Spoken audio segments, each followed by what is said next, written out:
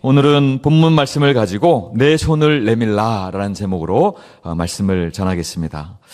사랑하는 성도 여러분, 사람은 저마다 감추고 싶은 약점 하나 정도는 가지고 살아갑니다. 겉으로는 괜찮아 보이려고 애를 쓰지만 마음 한편은 여전히 굳어있고 또 오래된 상처 때문에 드러내지 못하는 부분들이 있는 것입니다.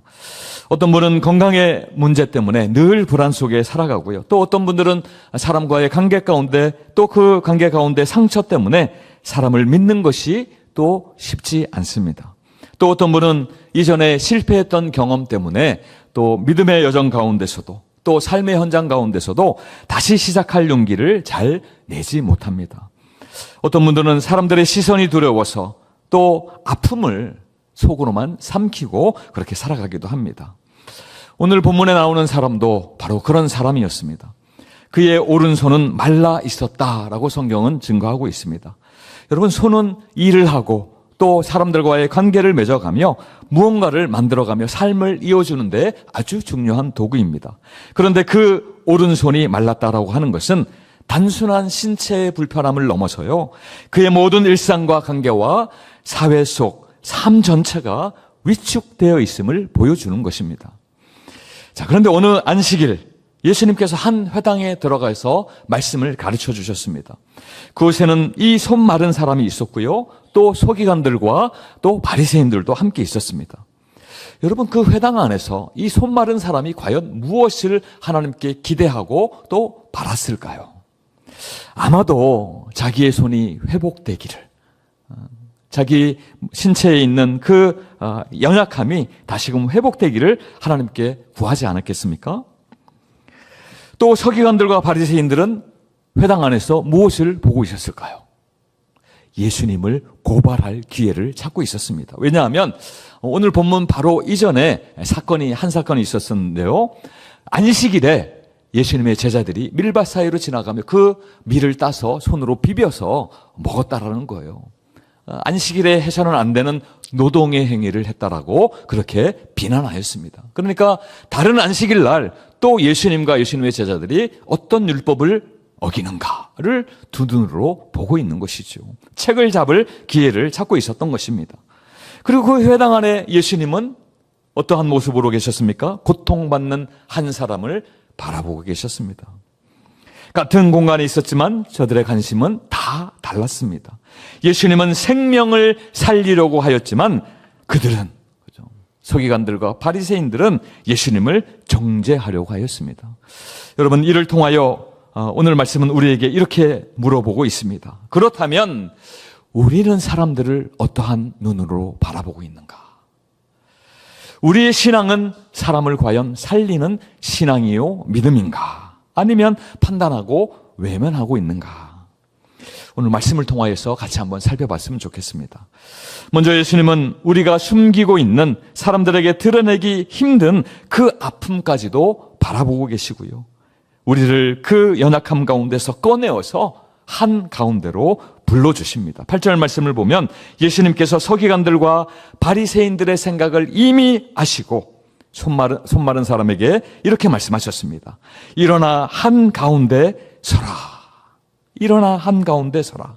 여러분, 이 말씀은요, 예수님께는 쉬운 말씀일 수 있어요. 그러나 손 마른 사람에게는 결단코 쉬운 말씀이 아닙니다. 왜 그렇습니까? 그는 아마도 그 신체적인 결함 때문에, 그 약점 때문에 사람들 눈에 띄지 않는 회당 한 구석에 있었던 것 같아요.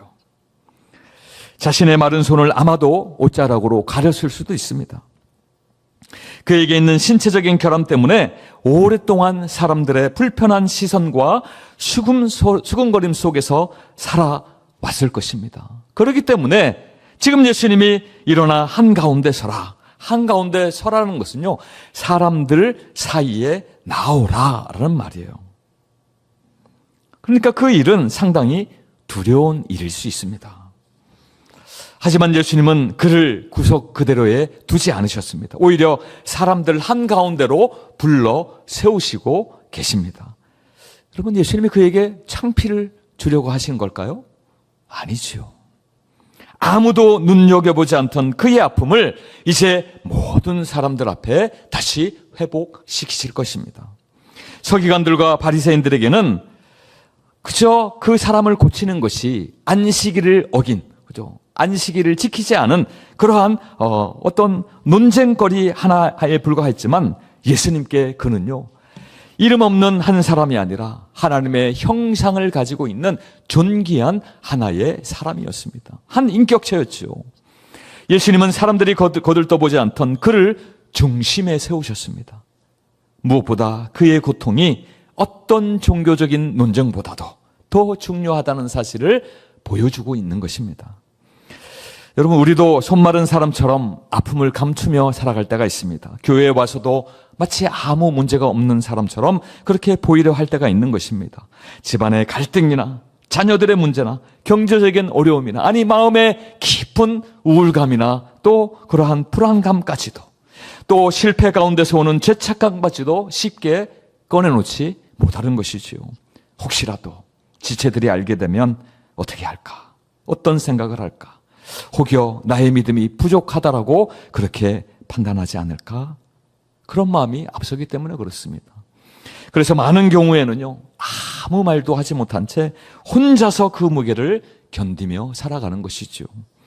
하지만 예수님은요, 우리가 아무에게도 말하지 못하고 숨겨둔 그 모든 것까지도 다 알고 계시다라고 성경은 분명하게 말씀하고 계십니다. 사람들은 겉으로 보이는 모습만 보지만 주님은 우리의 마음 깊은 곳까지 다 들여다 보시는 분이십니다. 우리가 차마 입 밖으로 꺼내지 못한 그러한 탄식도 들으시고요, 오랫동안 굳어버려서 스스로 어찌할 수 없는 우리의 마음 상태까지도 주님은 다 알고 계신다는 것입니다. 그리고 이렇게 말씀하시죠. 일어나 한가운데 서라. 여러분, 이 말씀은 우리의 모든 사정을 사람들에게 다 이야기하여라, 다 알려라, 그렇게 말씀하시는 것 아니에요. 더 이상 하나님 앞에서 숨지 말아라 라고 하시는 것이죠. 이제 나에게로 나오라 라고 하시는 초청의 말씀인 것입니다. 혼자 감추고 버티지 말고 너의 있는 모습 그대로 내 앞에 나오라는 말씀이죠. 그러므로 우리에게 필요한 것은요, 사실은 순종하는 믿음, 겸손한 믿음, 정직한 믿음인 것입니다. 여러분, 믿음은요, 꼭 아무 문제가 없는 사람처럼 그렇게 버텨야 하는 것만은 아닙니다. 오히려 아프면 아프다라고 이야기하고, 두려우면 주님 앞에 나아가 주님 두렵습니다 라고 인정하는 것입니다. 도움이 필요하면 도움을 구하는 것이지요. 그것이 바로 믿음입니다. 기도할 때도 그럴싸한 말로 포장할 필요가 전혀 없습니다. 주님, 제 마음이 많이 굳어 있습니다. 다시 사랑할 용기가 도저히 나지 않습니다. 주님, 내 눈앞에 실패가 두렵습니다. 주님, 이 문제를 어떻게 해야 할지 저는 도저히 모르겠습니다. 이렇게 있는 그대로 주님 앞에 나아가 구하면 되는 것입니다. 구하면 되는 것입니다. 여러분, 교회도 마찬가지예요. 아픈 사람을 쉽게 판단하거나 정죄하는 곳이 되어서는 안 되는 것입니다. 오히려 그 사람이 회복할 수 있도록, 회복의 자리 가운데로 나올 수 있도록 그렇게 품어주고 또 그렇게 용납하는 공동체가 되어야 한다는 것입니다. 누군가의 약함을 뒤에서 이야기하지 아니하고 쉽게 충고부터 하기보다 먼저 그 이야기를 들어주는 것이죠. 때로는 말보다 함께 울어주고 조용히 기도해주는 것이 큰 위로가 되는 것입니다. 예수님의 공동체는요, 상처를 숨기고 버티는 곳이 아니라 예수님의 은혜 안에, 하나님의 한량없는 그 은혜 아래 상처가 회복되는 곳입니다. 바라기는 우리 한밀교회를 통하여 이 땅에 수많은 상처받은 영혼들이 회복을 경험하고 다시 살아나기를 간절히 축원드립니다. 이제 예수님은 안식일의 본질이 어디에 있는지를 말씀합니다. 안식일의 본질, 생명을 살리는 것이죠. 그것을 예수님이 보여주십니다. 예수님은 손 많은 사람을 이제 사람들 한가운데 세우신 뒤에요, 사람들을 바라보시면서 이렇게 물어보세요. 9절 말씀인데요, 안식일에 선을 행하는 것과 악을 행하는 것, 그리고 생명을 살리는 것과 죽이는 것, 과연 어느 쪽이 옳으냐? 어느 것이 하나님의 뜻이냐? 어느 것이 하나님의 말씀에 합당한 모습이냐라고 물어보는 것이죠. 여러분, 다 아는 말씀이에요. 이 질문의 해답을 누구나 압니다. 이곳에 있는 서기관들이나 바리새인들도 다 알고 있는 해답이 아니겠습니까? 그런데 예수님이 왜 이렇게 물어보십니까? 예수님의 이 말씀은요, 단순히 병을 고쳐도 되느냐라고 그걸 물어보시는 게 아니에요. 하나님을 섬기는 것이 어떠한 의미가 있는지, 율법을 지키는 것이 과연 무엇인지, 그 본질에 관하여서 물어보고 있는 것이죠.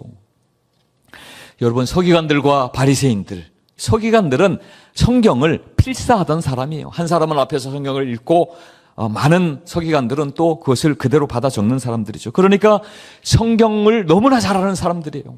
바리새인들은 어떻습니까? 성경에 나타나는 율법을 그 율법을 온전하게 지키려고 누구보다도 열심히 했던 사람들 아니었습니까? 자, 그런데 이상하게도요, 그 철저함 가운데, 서기관들의 철저함들, 또 바리새인들의 말씀을 지키고자 하는 그 철저함 속에 사람을 향한 따뜻함이 전혀 느껴지지 않습니다. 손 마른 사람이 나을 수 있을지보다 예수님이 과연 안식일 규정을 잘 지키는가, 과연 랍비라고 그렇게 불릴 만한가를 보는 것이죠. 눈앞에서 누군가가 고통을 겪고 있어도 그들의 관심은요, 자신들이 늘 해오던 성경의 해석, 성경의 전통, 또 신앙의 선배들의 전통, 그것을 지켜야 한다, 그것에 머물러 있는 것입니다. 그래서 선을 행하여야 하는 그 순간에도 그냥 지나쳤고요, 생명을 살리는 일이 눈앞에서 일어나도 기뻐하지 못하였던 것입니다. 아니요, 기뻐하지 않기로 결단한 거죠. 예수님은 선을 행하는 것과 악을 행하는 것, 생명을 살리는 것과 죽이는 일을 함께 놓고 말씀하고 계십니다. 이것을 단순히 비교하는 것 아니에요.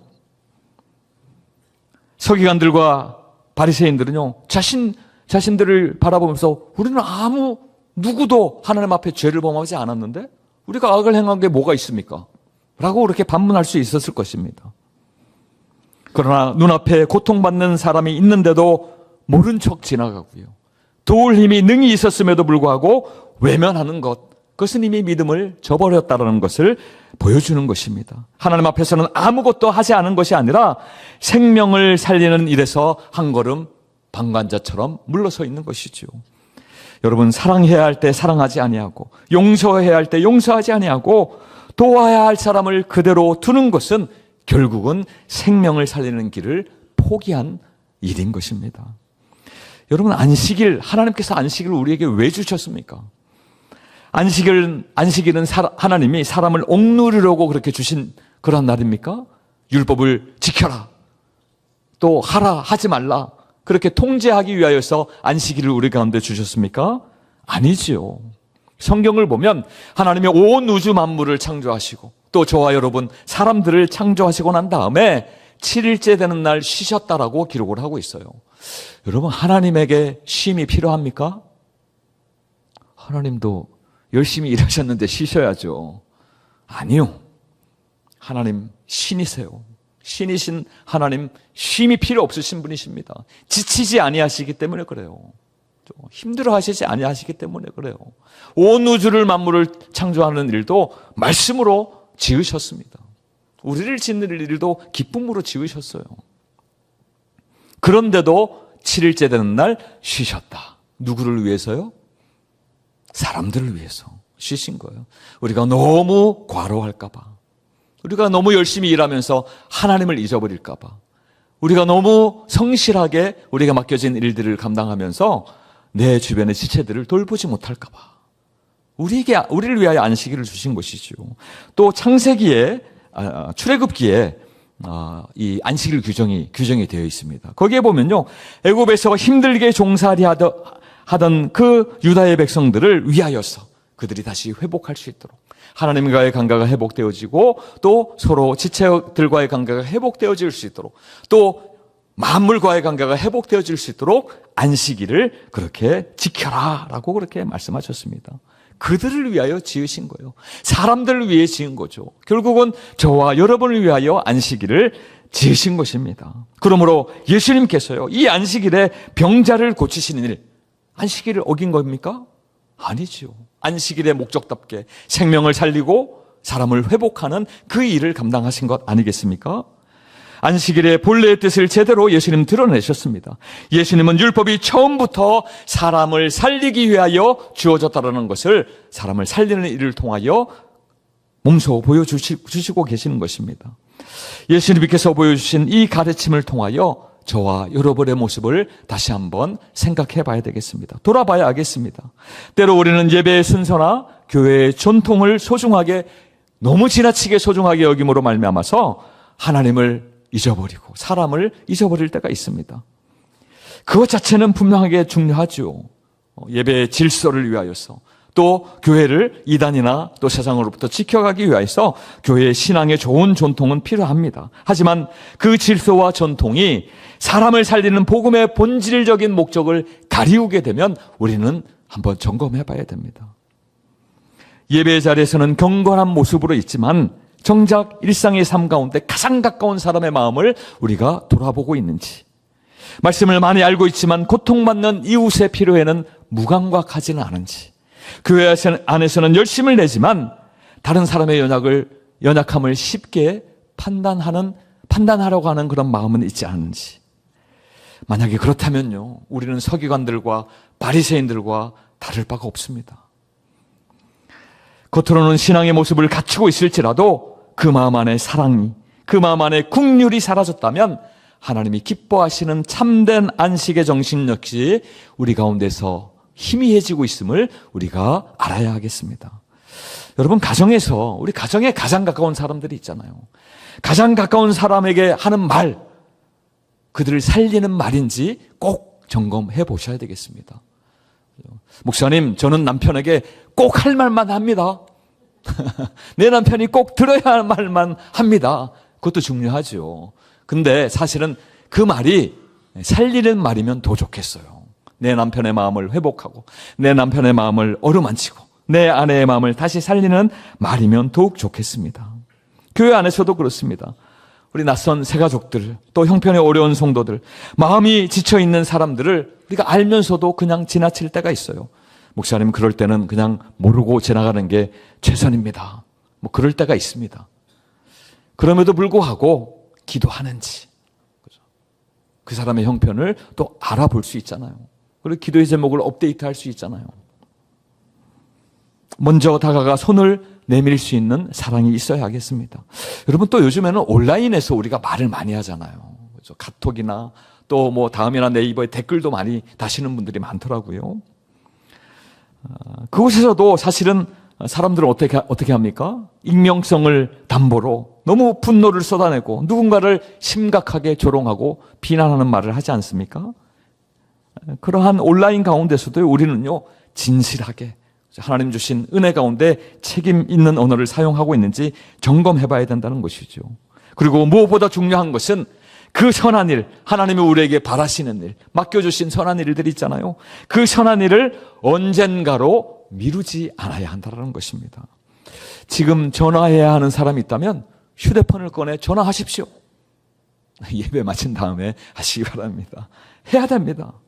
사과할 일이 생각나면 용기를 달라고 기도한 다음에 한번 다가가 보는 거예요.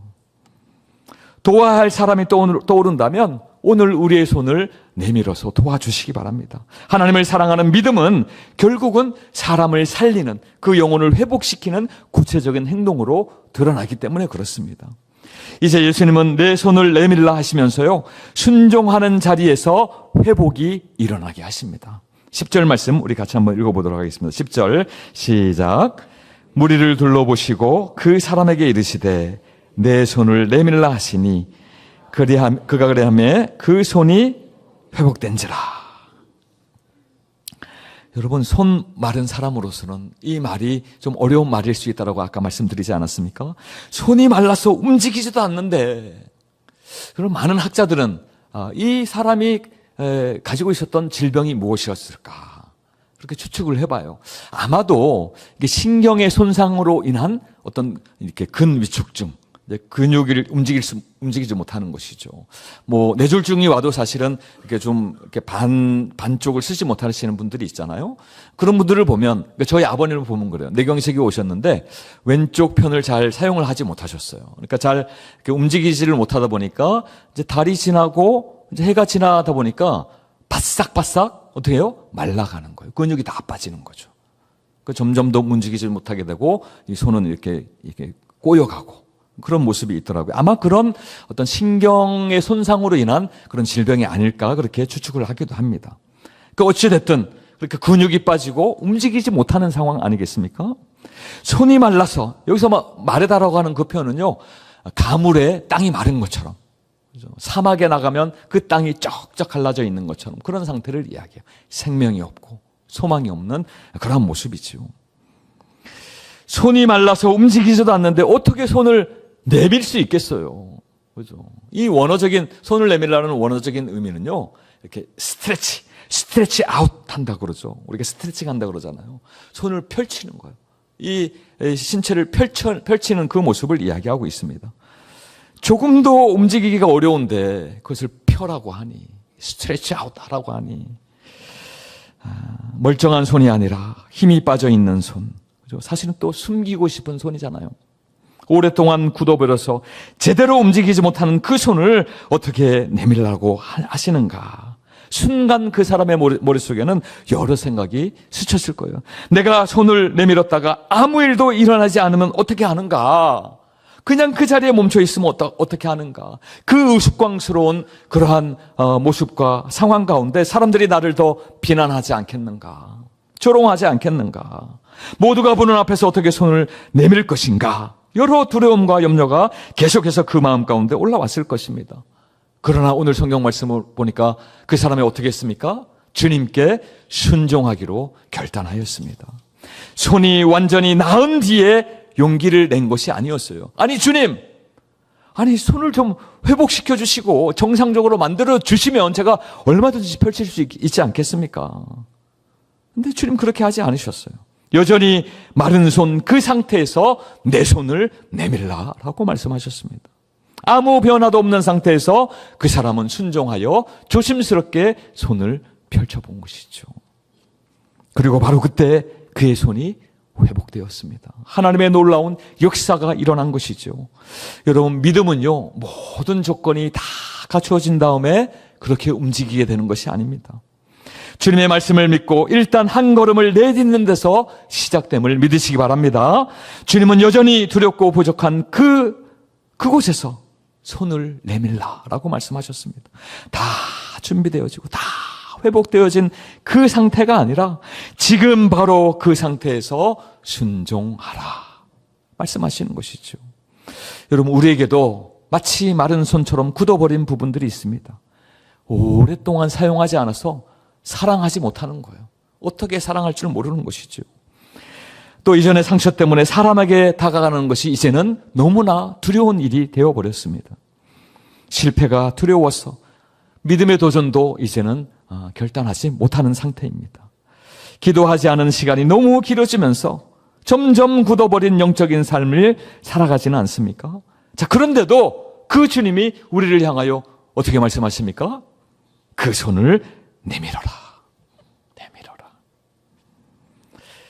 여러분, 우리 일상에서 작지만 구체적인 순종을 시작하는 데서 이 믿음이 시작됨을 오늘 이 말씀을 통해서 보게 되었습니다.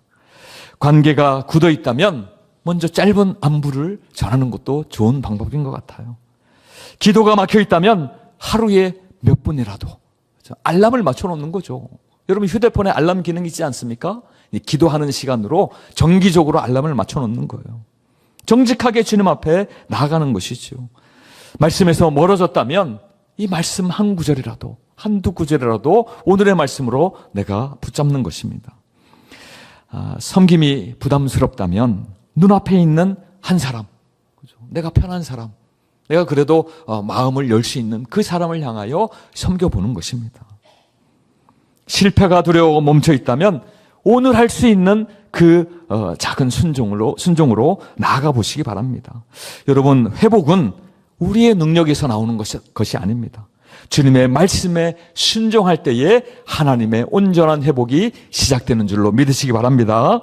여러분, 한 가지 꼭 기억해야 되겠습니다. 손 마른 사람이 손을 내밀었다고 해서 그 행동 자체에 어떠한 신비한 능력이 있는 것이 아니었습니다. 그를 고치신 분이 예수님이셨어요. 예수님이 능력을 베푸신 것이죠.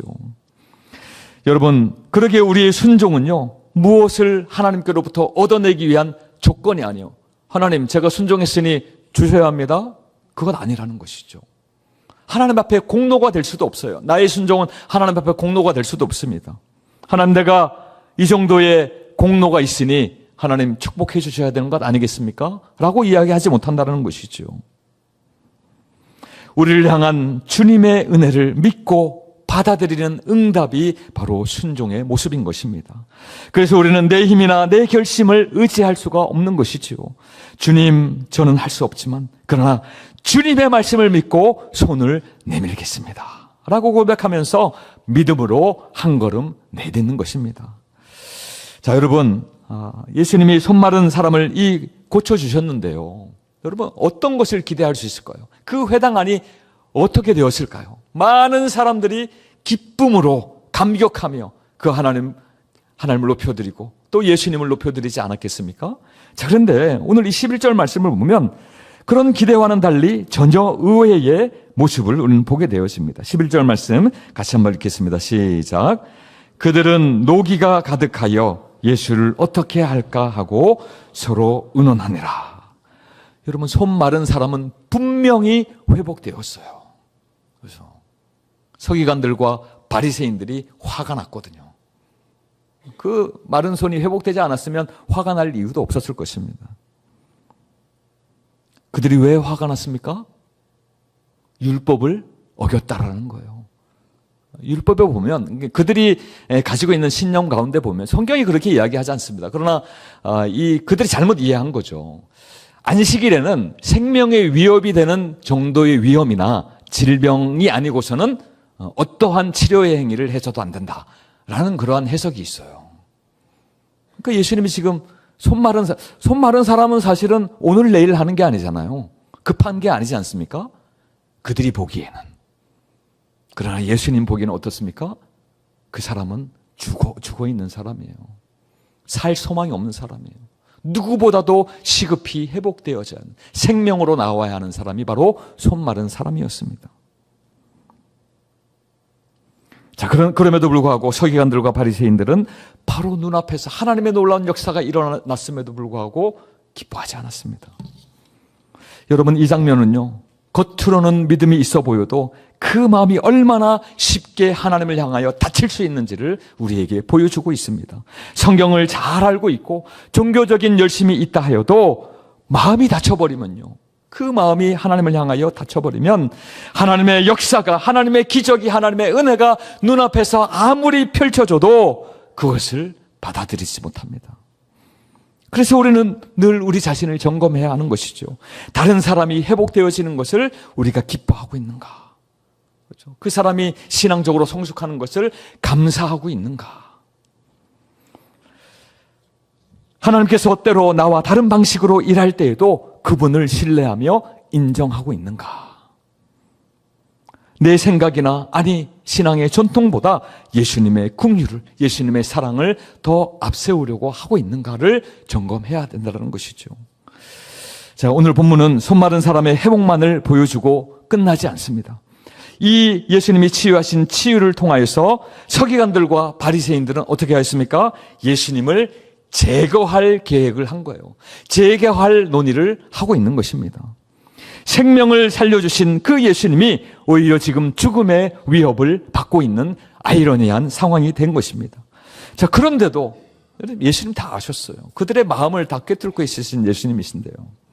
그런데도 예수님은 그들의 반대와 적대 속에서도 생명을 살리는 그 길을 묵묵히 걸어가셨어요. 멈추지 아니하셨다는 것입니다. 그리고 마침내 십자가에서 자신의 두 손을 그들을 위하여서 내어주셨습니다. 결국에는 자신의 손이 박히는 그 자리까지 가신 것입니다. 누구를 위하여서요? 저와 여러분을 위하여서 십자가에 오르신 것이죠. 생명을 내어주신 것입니다. 그러므로 우리의 회복, 우리가 다시 살아난 것은요, 단순히 우리의 긍정적인 생각이나 할 수 있다라는 어떤 그러한 단순한 그러한 신앙의 위로, 그것으로 이루어지는 것이 아닙니다. 우리를 위하여 십자가를 지시고 죽음을 이기신 예수 그리스도의 그 은혜 위에 서는 것임을 믿으시기 바랍니다.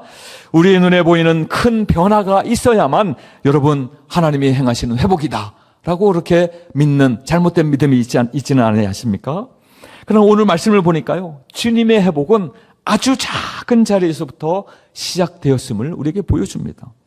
굳었던 그 마음이 다시 기도하기 시작하고요, 미워했던 사람을 위하여 한 번 더 축복하기 시작하고, 무관심하였던 이웃의 형편을 묻는 그 자리 가운데서도 하나님의 역사는 시작이 될 수 있는 것입니다. 지금 당장 모든 문제가 해결되지 않더라도 여러분 낙심하지 마십시오. 왜 그렇습니까? 주님께서 말씀하실 때에 한 걸음 순종하면 그 순종을 통하여, 그것이 아무리 부족하고 연약하고 아니 우리에게 약점으로 있다 할지라도 그 순종을 통하여서 우리의 생각과 관계와 삶의 방향이 새로워지는 줄로 믿으시기 바랍니다. 여러분, 교회도 마찬가지예요. 여러 프로그램이 얼마나 잘 진행되느냐도 분명히 중요합니다. 그러나 그 프로그램을 통하여 한 영혼이라도 다시 회복되어진다면 우리는 기뻐해야 합니다. 여러분, 숫자가 늘어났느냐, 얼마나 늘어났느냐 중요합니다. 저도 우리 한밀교회 우리 성도님들 또 교육부서의 숫자가 늘어나기를 위해서 계속해서 날마다 기도하고 있습니다. 중요합니다. 그러나 지쳐있는 한 사람이 다시 힘을 얻는 일을 소중하게 여기는 그러한 믿음의 공동체가 하나님이 바라시는 그러한 공동체인 줄 믿으시기 바랍니다. 그것이 바로 십자가로 우리를 살리신 예수님의 마음을 닮아가는 삶이기 때문에 그렇습니다. 오늘도 그 은혜를 믿고 주님이 부르신 그 자리 가운데서 주저하지 말고, 작은 일이라 할지라도 우리의 연약함까지라도 숨기지 말고 주님을 향하여 손을 내미는 저와 여러분이 되기를 간절히 축원드립니다. 사랑하는 성도 여러분, 주님은 우리의 마른 손을 비난하거나 외면하시거나 조롱하시지 아니하십니다. 왜 그것밖에 하지 못하느냐, 그렇게 책망하거나 정죄하지도 아니하십니다. 오히려 그 손을 보시고 가까이 부르시면서 회복의 말씀을 주시는 거예요. 그 손을 내밀라. 우리가 해야 할 일이 있다면 주님 잠깐만 기다리십시오. 제가 이 손을 회복하여서 완전한 모습으로, 당당한 모습으로 주님께 나아가겠습니다. 그것 아닙니다. 있는 모습 그대로, 마치 그 손마른 자가 주님이 나오라고 하였을 때 나왔듯이 주님 앞에 서는 것이지요. 그리고 주님의 말씀을 신뢰하며 순종하여 손을 내밀어 보는 것입니다. 손마른 사람을 다시 살리신 그 예수님은 지금도 우리 가운데 계시는 줄로 믿으시기 바랍니다. 이제 말씀을 맺습니다. 우리의 상처를 아시고 은혜의 자리로 우리를 부르시고 말씀으로 다시 우리를 일으켜 세우십니다. 그 주님을 믿고 우리의 마른 손이라도 주님 앞에 내어드리시기를 바랍니다. 그리고 세상 속에서 사람들을 쉽게 판단하고 정죄하는 손이 아니라 붙들어주는 손으로, 밀어내고 외면하는 손이 아니라 오히려 품어주고 안아주는 손으로, 상처를 주는 손이 아니라 생명을 다시 살리는 손으로 그렇게 세워지기를 간절히 축원드립니다. 그렇게 살아갈 때에 우리의 가정과 또 우리의 교회와 우리의 목장과 우리의 일상의 자리마다 예수 그리스도로 말미암은 온전한 회복이 또 참된 안식이 임하게 될 줄로 간절히 축원드립니다.